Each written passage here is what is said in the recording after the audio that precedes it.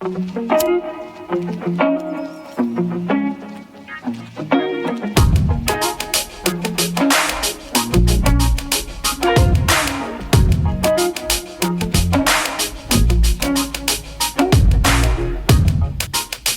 we're about to get started with our first interview of the podcast. We're very excited. We've got a good friend of mine.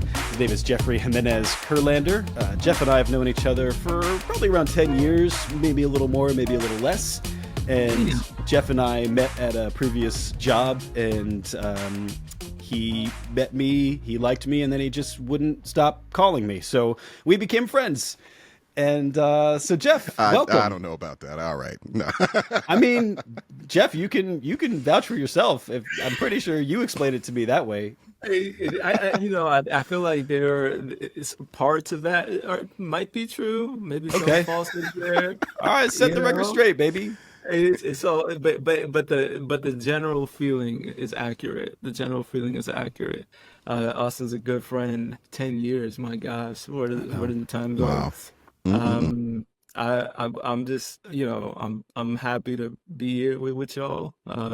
My name is Jeff, and just because I'm used to doing this, and you could cut this out in the final cut, but I use he him pronouns. I think it's important for me to name that. People refer to me. I've known Austin for 10 years. One of my first jobs at Apple. But, I think if I'm going to introduce myself, I think the way I would do that is first, I'm Lauren's husband. It's my wife. Second, I'm Issa's father. And third, I'm Simona's son, right? So those three things are, I would say, crucial to my identity and why I do what I do today. But anyways, I'm happy to be here, y'all. What's good? Absolutely. Yeah, man. We happy to have you, brother. First off, man, I didn't think we was going to start crying on the intros, but what a way to be described, man. They are going to be so proud when they do they know that that's how you introduce yourself? My wife has heard me do this when I go through the conference circuits at work. I sometimes use that line, especially if it's like a space that I'm trying to invite, a little bit of vulnerability. I want people to know where I'm coming from, and I invite other people to do that too, right? So like I think by introducing myself like that, I open that space up a little bit for my colleagues and my people. I love that, and I also very much align with being a family person first. Family is super important to me, and that's not something that I do, and I think that opens my mind a little bit to how I present myself and what's important to me. So thank you for sharing that. That's huge, and something that you mentioned is why you do what you do. So could you tell us what you do? Because I honestly don't really know. You and my brother, I have no clue what you do. No. I'm just, it's next level. It's next level. So I don't. It's a funny thing, right? Because like if you ask my mom, what does Jeff do? She wouldn't be able to tell you either. See? But I'll try. See? But before I get to that point, can I just like a little bit of context in terms of like a little bit of my upbringing, because it informs why I'm here right now in this space. And that's philanthropy, and I'll get a little bit into that. But born, raised, Washington Heights, spent a lot of my formative years in Washington Heights. Washington Heights is known as Little DR, but also spent a lot of my formative years in Harlem. I went to high school there and eventually moved there, but not before making a pit stop in the boogie down Bronx. So right now, I work at a foundation, and it's called the Surdna Foundation. It was founded by this man called John E. Andrus in 1917. He made his money. It's one of the oldest family foundations in the country. We're 107 years old. He made his money through pharmaceuticals and through timber. It's like really random. And before he died, there was this movement led by Andrew Carnegie around around what it means to have wealth, right? To die with your wealth is to die a poor person. He said something like that. So you had Andrew Carnegie, Henry Ford, and then Johnny Andrus all forming foundations, right?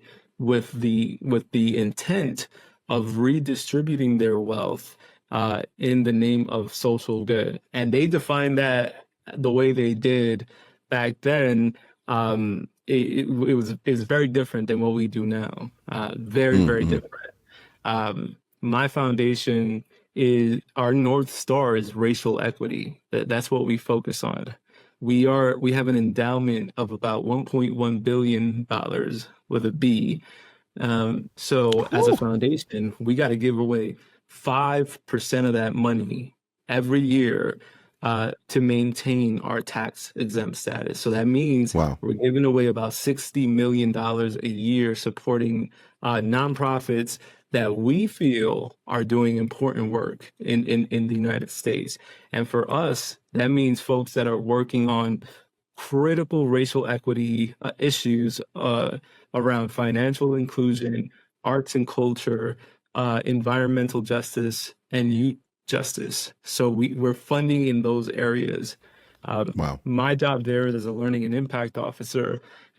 So as a learning and impact officer, I get to do a couple of things. I get to use kind of like my data analytics and data science chops to be able to collect, analyze the data that's coming through from like grant reports, conversations, public data sources, to then turn to our board and say, hey, last year or last 5 years, we spent $250 million. This is the impact that we had. And this is where money went. And here's why. Right. So like there's this accountability part to the board, but also to the field, right? As a tax exempt organization, we have a duty to the U.S. citizen to let them know we don't pay taxes. But the reason why we don't pay taxes is because we're doing these amazing things, right? Mm-hmm. And so like that's part of my job. I also manage my own grant making portfolio that is focused on data infrastructure and artificial intelligence. So we do some really interesting grant making in that space. And we can get into the weeds there, but I'll stop there. I don't know if y'all have. Shit, man, that's awesome, man. I didn't really know the depth of what you actually do. So it's really cool to hear what you do. It's cool to know that you're in the business, quote unquote, of giving back. You know, you come from neighborhoods that are not necessarily the best place to grow up. What is it about you that made you want to actually go into this field? Is it something you wound up in? Was this a passion of yours? But what led you down this road? Yeah, it's a great question. So I didn't even know what philanthropy was, to be quite frank. Like, I feel you. I didn't even know that was a thing. Back when I was out here smoking hookahs with Austin, in the mid 2000s. That wasn't me. Yo, we were smoking hookahs with, like, I wasn't thinking about philanthropy. I was thinking about racial equity, and I was thinking about like all the issues that plague the communities that I grew up in. But I wasn't thinking about philanthropy as a space. And what happened was I was going to grad school at NYU, and out of nowhere, I get this like unsolicited kind of outreach email from a recruiter from a foundation called the Rockefeller Foundation. And they were like, we're looking for interns to work on our U.S. jobs and economic opportunity team. And I was like, wow. Exactly. Y'all about to work with Hova, yo. It's going down. Yeah. I was Jay-Z like, wants me. So I was like, yeah. I was like, I'm down. Like not understanding. Awesome. Not understanding what that was. And come to find out, Rockefeller. So if Surdna is a $1.1 billion foundation, Rockefeller is a $4.5 billion foundation. They're four Surdnas, right? And I remember going in there interviewing and getting the job like relatively easy. Mm. I have no idea why, but I remember, the following week I'm sitting at this like really, really fancy like boardroom with three white women who ran that team, and we were making decisions on how we would move $20 million in a year in the name of Sheesh. like good, right? And here I am thinking like, yo, I'm just a Dominican kid from the Heights and from Harlem. I'm like, what we doing? I was Yeah, like, yeah. Wait a minute. right? And it was in that moment that I realized the reason why they wanted me in that room was because I had a different kind of experience that they had. These people were like Harvard. They had all the bells and whistles, star-studded and theory Hmm. behind it. But I had lived experience, right? Right, So I can right, inform Yeah. that. I can inform that conversation in a different way than like pure intellect could. Um, right. so that's how it happened. So I like to say that I wasn't into philanthropy. Philanthropy was into me, and it found me. And Damn. I'm grateful for it. Absolutely. It sounds like a good match, man. I mean, look, that's like a movie right there. Like the kid from Washington Heights coming up in a boardroom with $20 million, man. Like sign me up. Right. Yeah. I'm at the theaters right Yeah. now with that one. That's pretty Yeah. dope, though. I think the thing for me that really stood out that maybe other people also don't realize is that a foundation like Rockefeller wanted that insight and wanted somebody with that lived experience to Yeah. inform their decisions. That to me is like amazing, and that's so reassuring in that same sentence, you know. And I'm going to ask a layman question because I hear numbers like 1 point whatever billion, $4 billion. I'm like, my question is, why are you not giving out $1 billion? Like, why Oh is it only man. 5%? Like, can you speak to like Yeah. why it's in Yeah. such small increments? Like, what's That's what's right. that? Yeah, talk Talk to me about about that that a a little lot. bit. What's going on? No. Talk. Why is it only 5%? It is such intuitive question, and it's not only a question in our space; it's a debate, right? Where we're debating this issue. So what you just described is what we call a spend down foundation. These are very progressive foundations that they hold. I would say most of them, and not all of them, most of them, they hold the belief that foundations are a children of capitalism. They are Hmm. they are the child of capitalism run amok. There are no innocent billionaires, these people would tell you. Hmm. For you to become a billionaire, you had to fuck someone over. You Right. had to, in one way or another, you did something. And there's a Because lot like, of people who still feel that way, right? Like that's not Mhm. just there. I mean, some of us feel this, and for the record, I'm wearing my Jeff hat. I'm not wearing a Surdna hat, so these opinions reflect me right here. Nice. There are people, there are people within the belly of the beast, right, of foundations that believe that we should be giving away our money in the way that you Mm. describe. Um, so you think about how Rockefeller got his money, or you think about how Ford got his money, whether or not it was all legit and good, you're still in the context of the United States. This is stolen land Mm. built. This is stolen land, a country that was built by Hmm. stolen people. You understand? Right, So right. for anything to come after that, you're ready. You're ready in the wrong. You feel me? And so Hmm. if you made billions of dollars, especially back then, Mm. make Mhm. America great again. Like Mhm. back then, uh, some land was stolen. Someone didn't get their fair share. Um, so some folks believe that we should be giving away our money, and some folks have in the foundation space. Um, will Surdna do that? I don't know. I don't know. We're not there right now. But the technical part of your question is why just small chunks? The IRS requires that foundations pay a minimum of 5% a year. And so like that minimum was in a very kind of smart way was turned into a ceiling for a foundation. Say, okay, so we have to get up to 5% so that we can keep this Yeah. wealth and grow it in perpetuity, Yeah. right? And that's how you get a foundation like mine that's been around for 107 years. Yeah, man. Yeah. And if I may ask a follow-up question, again, just, from someone's point of view that doesn't understand how these foundations work, the 5% is the minimum threshold. So, one, what do you think you typically give out in a year? If it's not if you're hitting minimum of 5%, what would you say like the average percentage you're giving out annually is? And two, for the foundations that are using the 5% as their ceiling, what are they doing with that accrued wealth in the meantime if they're not giving it out? So why do they want to hold on to it? I would say our foundation on average gives just over 5%. If you look at our entire history. And there are some arguments that say, well, Jeff, if you add up all those 5% for 107 years, that means you gave out many, many billions of dollars at that, so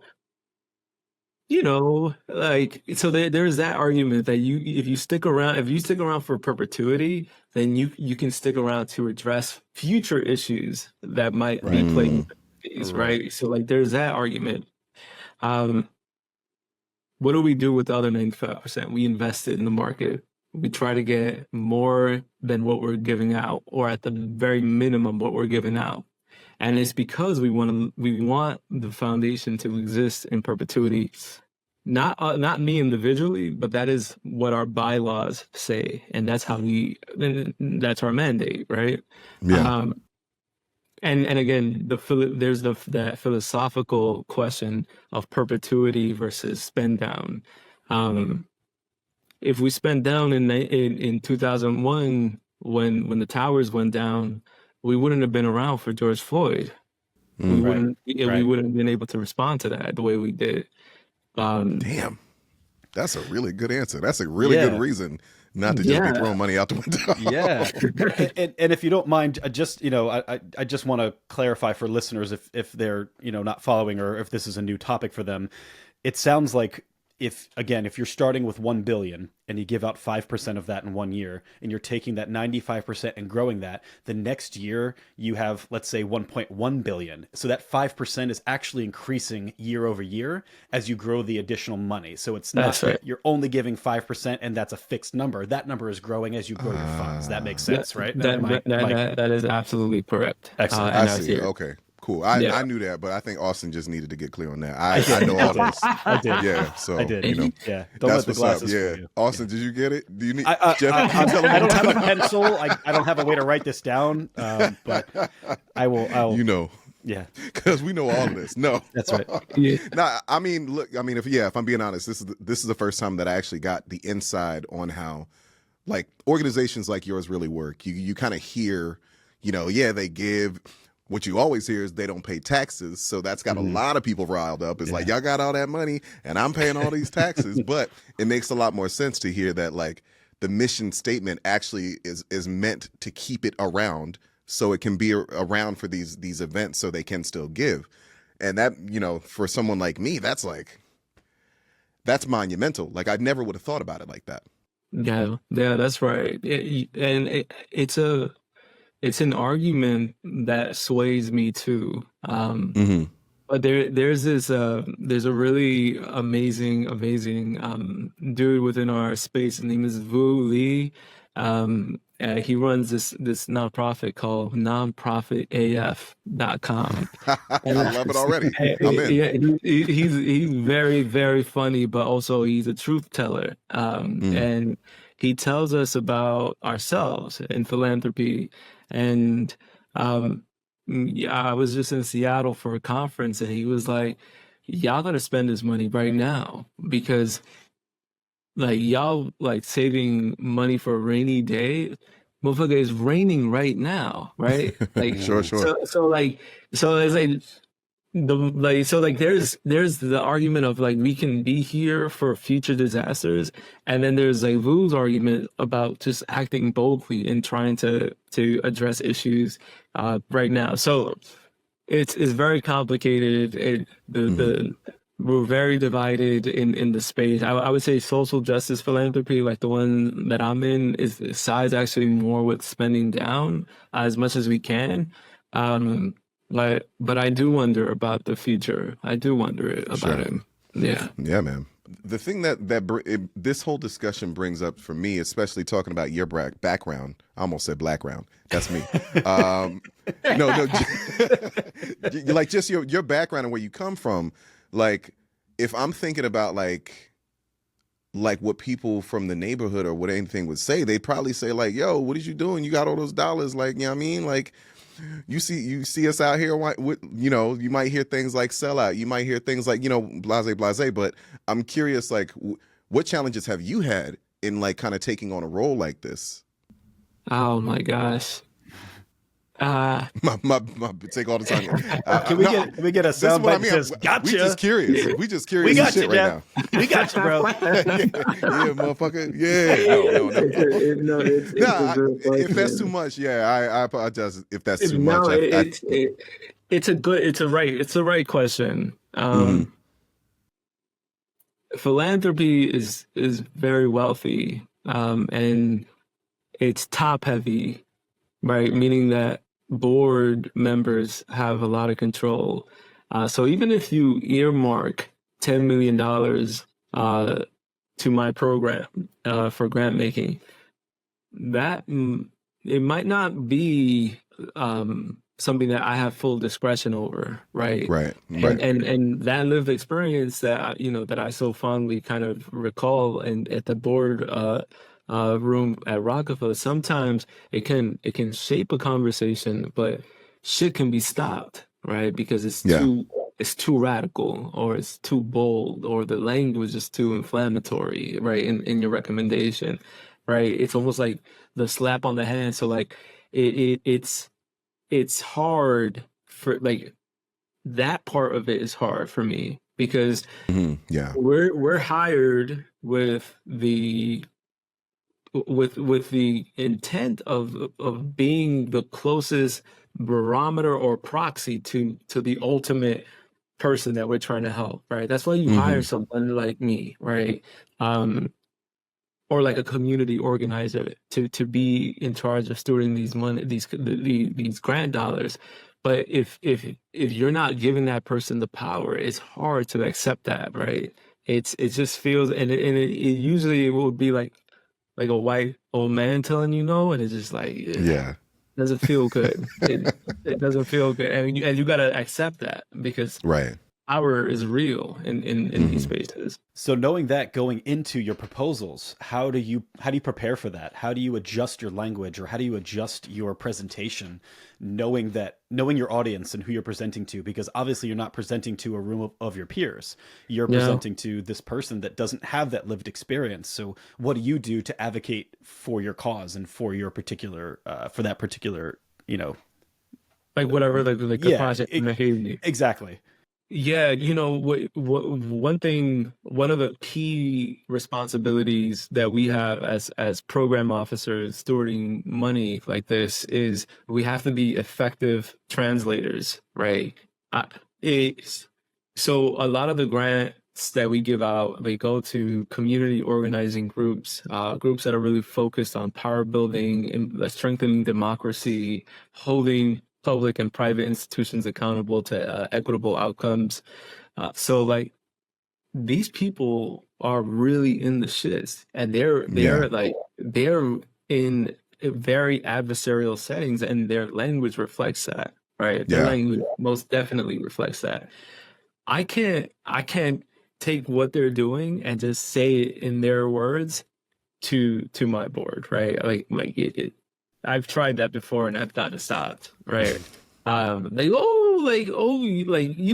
we should be working with Amazon. We shouldn't be trying to hold them accountable, right? Like when they were trying to open up a headquarters in Queens, right? Without signing any community benefits agreements. our grantees were fighting that. Mm-hmm. Like they're not in New York City because of our grantees. Like 100%. We're proud of Wow. that. Get Because you're out. not That's awesome. yeah, because you're not about to come up in here and not pay any taxes and not give any of these jobs Mm-hmm. to people you're about to displace. No Sure, way. sure, Yeah. sure. Yeah. Right? Man, I see. Yeah. So actually what needs to happen is when I get a proposal from a grantee, I gotta then translate that into strategy and language that the board is used to and my senior leadership team is used to seeing and paint a picture that fits a cohesive, coherent strategic view in terms of this grant fits in this part of our strategy, which will ultimately help us get to this just and sustainable world that we're trying to build in this country, right? So like we have to translate it. And sometimes translating means just not saying something. Just like Just shut the sometimes fuck say up. that. Yeah. Ah, I see. Okay, cool. I'm gonna take this with me, and I'm gonna shut the fuck up everywhere. It's gonna be great. Yeah, so it's like Saying you something by don't look saying at the nothing. proposal. Yeah, man. Yeah. It's just really cool to hear from that perspective. I wanna if I can switch just a little bit. I'm really curious about what you said before is about like how you give a lot of these your funds to organizations that are community organizing that have to do like they're on the ground floor, whether it's like race relations or just community activism as a whole. What has been like, I guess, your journey as someone who's come from where you come from, and now actually you get a chance to impact those communities, you get a chance to impact those relations. What is that like for you? Yeah, it is an amazing feeling.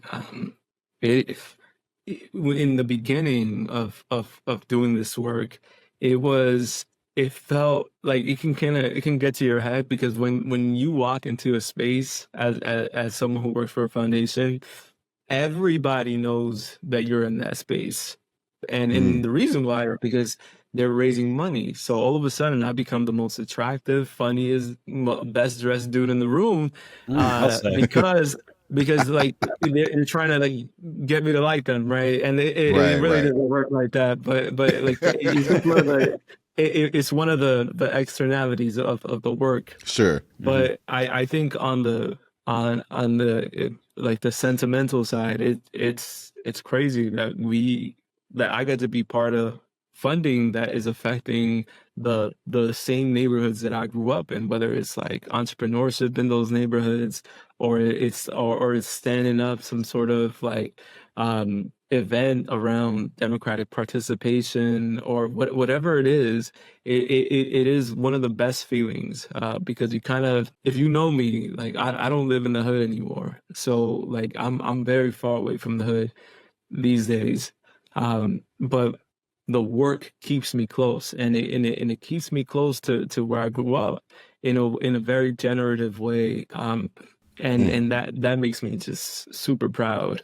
I love hearing that. That makes me really happy to hear, bro. Yeah. I didn't yeah, it's really cool to hear about your work. And, we've talked a lot about kind of our upbringing and where we kind of come from. So to know that, I mean, this is just like part of the journey. This is not even the end of the journey for you and where it's going. Like to see that you're already here at this point. Chill. Everybody chill. I'm about to, yeah. It's cool, man. Cause you don't hear that a lot. You don't hear that a lot. Like people coming out of that and then actually being in a position where they can help and doing it in this way. You don't hear that. Man, I know it's exceptional, and again, I don't Yeah. say that in a like way to toot my own horn, but it really is exceptional.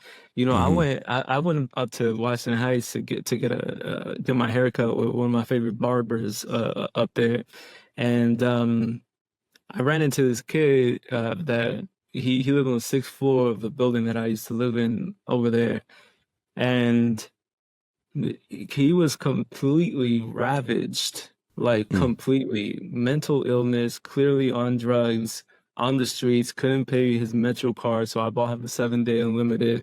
And the reason why he was needed the Metro card was so he could get down to the parole office for XYZ, and Mm-hmm. it's just like that shit was so close to me. It was Yeah. like right next to me. And these are kids I grew up with, and it's crazy. It's Hmm. crazy. Yeah, it's like I dodged a bullet. So I'm grateful, and I'm proud of the work that I do, and Yeah. I'm lucky that I get to focus on the issues that we're focused on. Uh, I reference George Floyd. When the police murder of George Floyd happened, it was one of the most jarring moments in my life, because this shit happens, and like I've been abused by police officers in weird, bizarre ways in Harlem and in the Heights. But like when I saw George Floyd get killed the way he did, I, you better believe we were in a staff meeting. I started crying on the Zoom call, and I literally looked at my like we looked at each other. We were like, "Yo, we have to do something. We have to do something about this. I don't give a fuck what it is, but I wanted Yeah. all the smoke at that moment." And so we increased our spending, right? We went significantly higher than that 5%, and we approved $45 million in extra spending over the course of 3 years to support frontline groups that are working on criminal justice issues.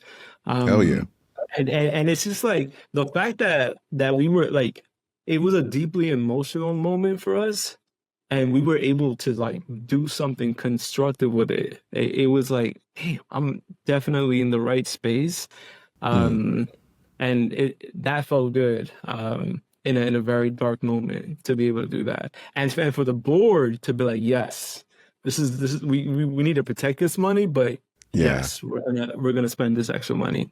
How much, if any, was there any like pushback that you found when you were trying to actually deliver these funds or implement these funds in these communities to make a difference? Because that's the thing I'm always curious about is like, sure, money gets approved, it gets to go out the door.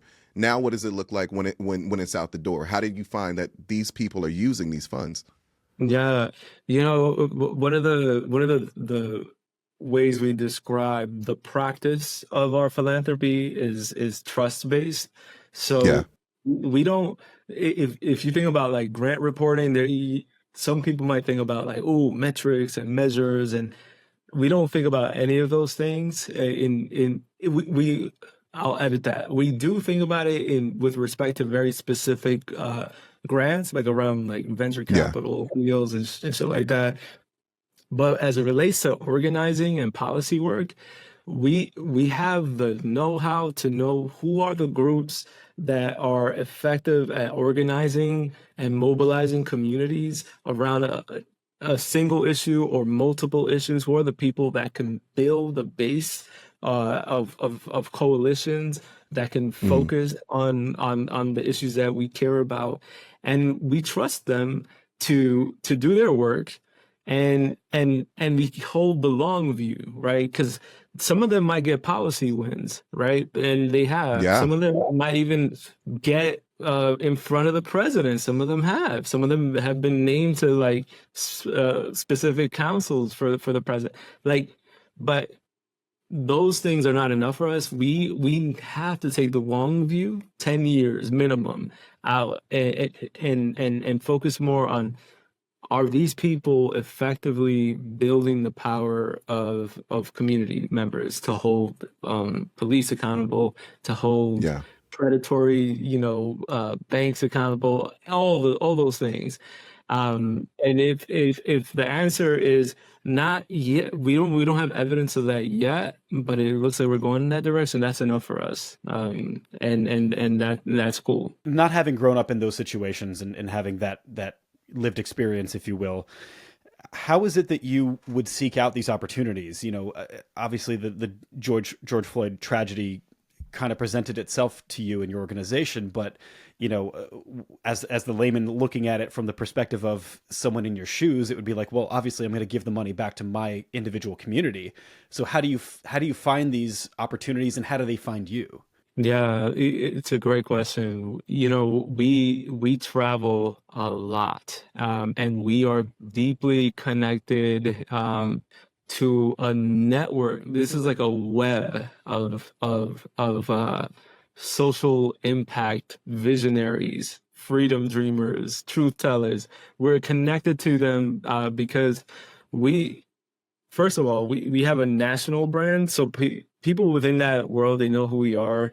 But we take the extra step of going out to the right conferences, Race Forward, the Funders Network, Peak, TAG. These are all very big conferences, and when you're there, you connect with people, and you start to build relationships. Because philanthropy, of all the things that it is also this is a people business. We have to, in any given day, I'm talking to like 3 executive directors, CEOs, and I'm just learning about what their theory of change is, and trying to line it up with what we believe change looks like. Now, and those connections come by being on the ground. We have to, us. And how many times you try to see me, bro? And I'm like, oh, my bad, I'm in Mississippi. Peace. You know what I'm saying? Like, it's because we're out here, we're looking for the work, and we're looking for the partners. And then that's we also have we have a trusted. I have a brain trust, and so do my fellow program officers. We all have a brain trust of people that we rely on to be like, yo, higher purpose out in Mississippi. You actually should fuck with them. Right? Yeah. And we do so, and that's how we find this. That's awesome. Doing the work to do the work. That's right. I didn't expect to learn as much as I'm learning right now. So this is fucking fantastic. That's why we're here, baby. We're here to learn. This is Friday. We don't know shit. You know what else I'm really curious about is like, because look, I hear you say how close you are to the ground of like these community activists and organizations. I'm, as someone who's not necessarily on the front line, so to speak, but kind of adjacent. What's the temperature out there like? What do you like? What are you hearing from like these communities about what they need, what their concerns are about? I'm just curious, like what you're hearing, like on that level. Yeah. Right. So we're in an election year, right? And it's scary. I thought I would say. People are anxious. People are feeling a lot of despair, not a lot of hope, and it's hard. And I don't want to get into the details of this part, but Israel Palestine is very hard, bro. It's hard because fuck it. I mean, we'll go there for a little bit, but Israel Palestine for a national funder, you might think this is not an issue that we should be looking at, but there's a good number of us internally that think we should be looking at this issue. For many, this is a national and international issue. This requires our attention, and depending on how vocal you are about Israel Palestine, one way or the other, people are facing repercussions. Like funders are pulling their money from grantees that are doing important work because maybe they said something that was critical to the Israeli government. That shit is hard when you're in a like. We talk a lot about like the power inequity that exists between funder and grantee, and we philanthropy for the last 5 years we've made huge strides in trying to break down that power imbalance.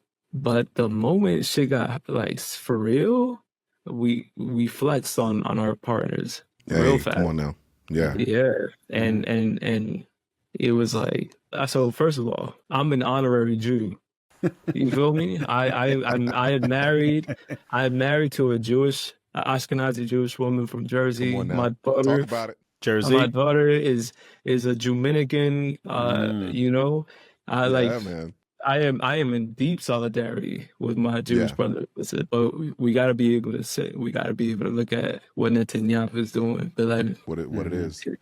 if that man doesn't step down, bro, we in trouble, man. I mean, we already in trouble. Yeah. And some grantees have been vocal about that and have gotten punished. But I don't know what's gonna happen come November Yeah, man. 2024. I I don't don't know. think none of us do, bro. There's some people who think they know, but that is something. It's really cool to hear from your perspective specifically. Like, I don't even like that's why we're doing this. I don't even know where to start. What half of the shit that you hear and half of the shit like, and you know, I have my own views. I think frankly, like, you know, I think most of us just feel like people shouldn't be dying. Number one, like when it comes to conflict at all, like nobody should just be killing anybody. I think if we can start there, that'd be a great place to start. If I do say so myself, but man, and then you pair that with the fear of what could be, of what's going on, all these other conversations politically, it's so charged in a way, and I imagine like that forces your hand philanthropically in a really unique way. So I'm wondering if what's the impact that you hope to see throughout all of this? Like clearly you guys got some mission statements of where you want to head, but as an organization, what's the impact that you hope to see? A multiracial democracy where everyone, even those of us that have been traditionally excluded, we have an opportunity to shape our economy, to be creators, and to be able to dream and actually have a chance to achieving those dreams, right? And so, you know, if I think about entrepreneurs in this country, and you look at the way venture capital dollars are distributed, there's a huge amount of money swirling around in this country, but only a fraction of that goes to BIPOC entrepreneurs. And if you slice that shit by another demographic parameter, let's say Black women, it's even less, right? Latina women, less, right? Trans people, less. Like so there's that dimension of it, and then there's also like what we see in the family welfare system is atrocious. There is no justice in that space. There's just pure pain, and I think if we could reimagine that space to something that is just and beautiful, especially for the kids that are going through these spaces, then that would be impact for me. All those things. Yeah, man. Yeah. I imagine it would be very easy to say a job well done by yourself if you saw some change in that forefront. That's pretty awesome, man. And 100%. And Jeff, before we started recording, you and I had talked a little bit about kids and raising kids and the benefit to being able to just give them love and clean clothes and food and a warm bed and just that is such, you know, we get to take that for granted, which is a gift. And I just, you know, based on our conversation and the nature of the work that you do, it all kind of boils down to the dollar. So, you know, I've got two questions for you. One, and I don't know if you have this figure, and feel free to tell me that you don't. One, do you know what the dollar figure would be to solve racial inequities and injustice in America? And two, why have we not aimed the money cannon that we've created for things like war at things like the issues that you're fighting for? Yeah. Oh man. Look, Damn. I'll take the last question first. That money cannon. I don't know if you've ever seen a picture of a pie chart where on U.S. discretionary spending, but it's like a bunch of tiny slivers like education, family welfare system, you know, benefit, and then it's like military. Yeah, right? and before you get too deep, if you don't mind just for the listener, just explaining what the money cannon metaphor is, if you don't mind. Yeah, this is our tax dollars, all right? These are our tax dollars that are being put to use in the name of a social contract that we've all signed into, right? And so much of that money firing from the cannon is being fired overseas, and not in the name of eradicating poverty in this country. That's what I'm referring to. Is that what you're referring to? Yeah. Yeah. To me, it's very similar in that the government is very willing to load the cannon full of money and aim it at things that they see are vested interests. We have things here at home that could also use that money that we could just generate out of thin air, and yet we don't do that for our own people. So that's sort of what I was alluding to, and in line with your work and just the way that we approach, international issues. How come we're not doing the same thing, and how could we sort of refocus that energy and that ability to raise up our own people and our kids specifically? Yeah, we need more leaders with lived experience in government.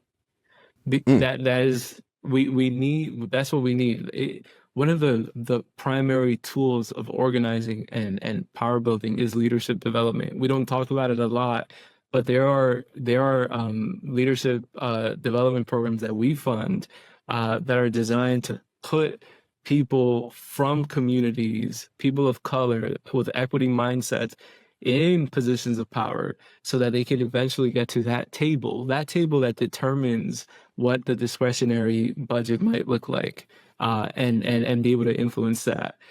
So we need more leaders in those spaces that come from the communities that we're trying to serve.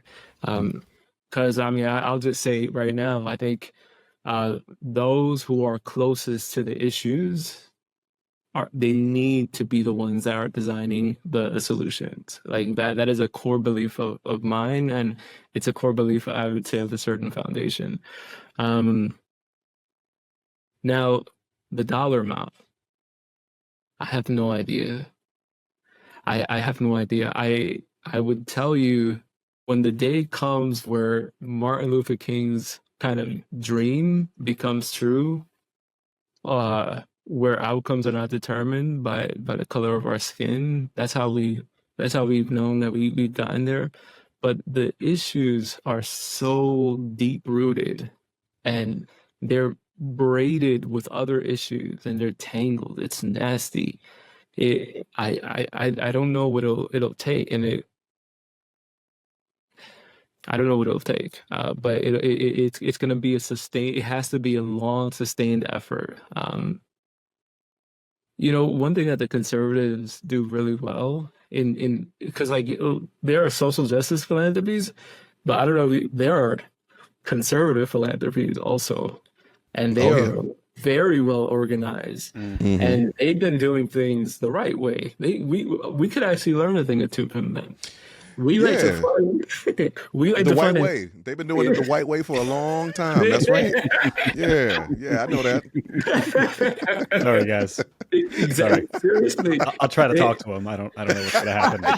Yeah, hit them up. They don't really talk listen to to them me about what they're doing. Shit, come on. I know. But what they've done is that they've taken the long view on everything that they fund. Like so many of the issues that are happening today, affirmative action, what the fuck? Affirmative action being overturned was a 20-year project from conservative foundations placing conservative-minded kids in conservative law schools they're just like, let's just flood these conservative law schools with money and get kids in there and try to get talent all the way up to the federal level of our judicial court system, so that when the moment is right, we are prepared to take this country back 50 years, 60 years, 70 years, right? So we need to fund like that. We fucking fund in 2-year increments, 3-year increments, talking about, yo, you changed the world yet? It's like, no, bitch, we didn't change the world yet. Nah. You feel me? Yeah, man. Yeah. So like Yeah. that, when I say that they did it the right way, that's what they did. And Right. now we're over here talking about like, oh my God, Roe v. Wade, Scrambling.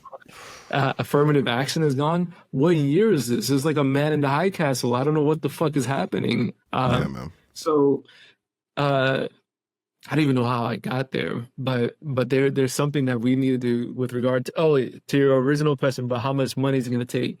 I I don't know what the money is, but I know about the approach, and it's patient grant capital, unrestricted grant capital, propping up the organizations that are doing the work the right way, um, and no strings attached. Just let them do, just trust them to do this work, Mhm. and just be there when it's time to cut another check. Just cut the check. They're gonna do good work. Um, but it's hard. This like bizarre narrative that we're stuck in around fucking 2-year grants and 3-year grants. It's really annoying. We're stuck in that world too, but we just when the third year comes around, we'll just renew them, and that's how we get around it. Mhm. But we need to think in for the long game, like conservative foundations have been doing that. Yeah, it sounds Right. like the way we've been doing things and not the way we should be doing things. Yeah, Mm. that's right. Right. Mhm. To think about like to even think about it and put it that way, it makes me think immediately of how much ground there might be to make up. Like Yeah. insurmountable, it almost feels at times. But Yeah.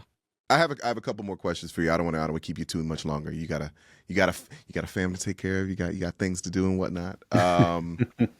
But the thing that I'd love for you to let us and anyone who's listening know is from your perspective, from the philanthropic world, and just seeing the people that you know on the ground floor trying to enact change.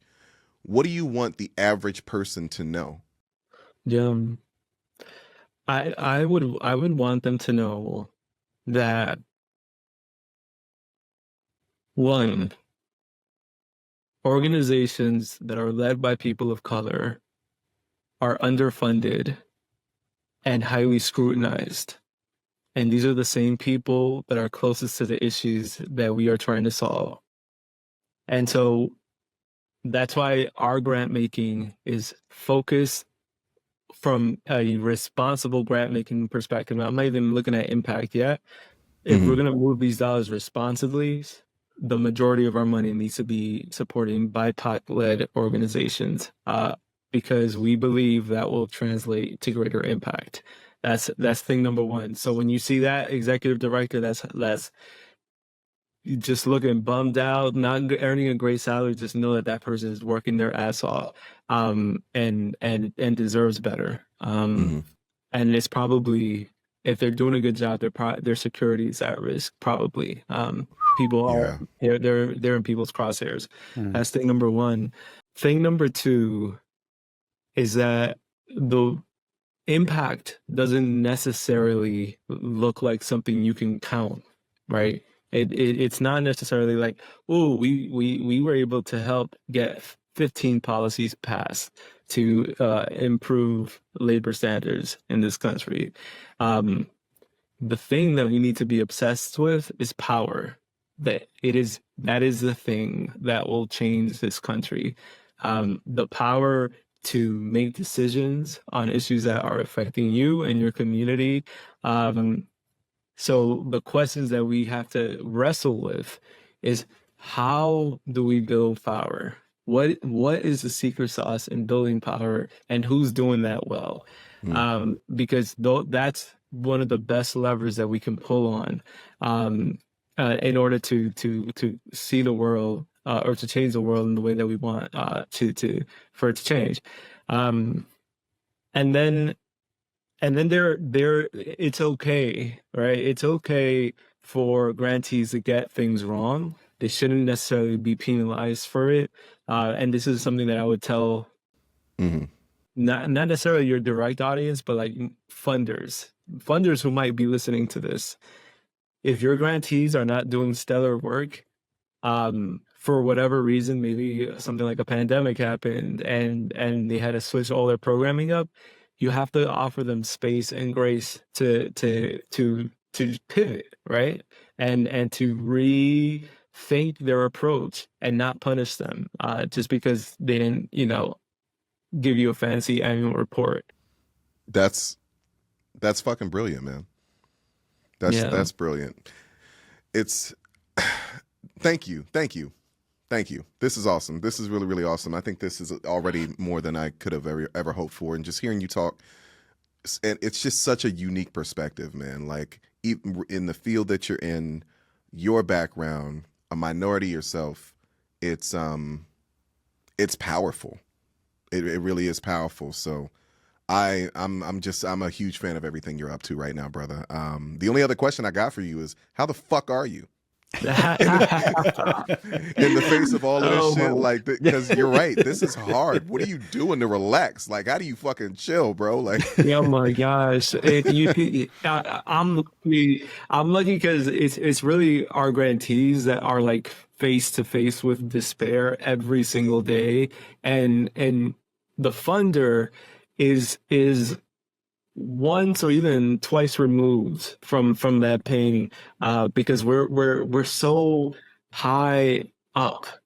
We only think about it in kind of like theory or like strategy. That's where we are at our best, and it's not until you go down, right, and you go to your grantees and you feel that pain, but we immediately leave, right? So, well, I'm okay. I worry about some of our grantees that are fighting this, like, the good fight every single day, and are like completely under resourced. So I'm good. I mean, these days I'm trying to stand up some work that I'm doing around artificial intelligence. Artificial intelligence is something that has like captured the imagination of so many people.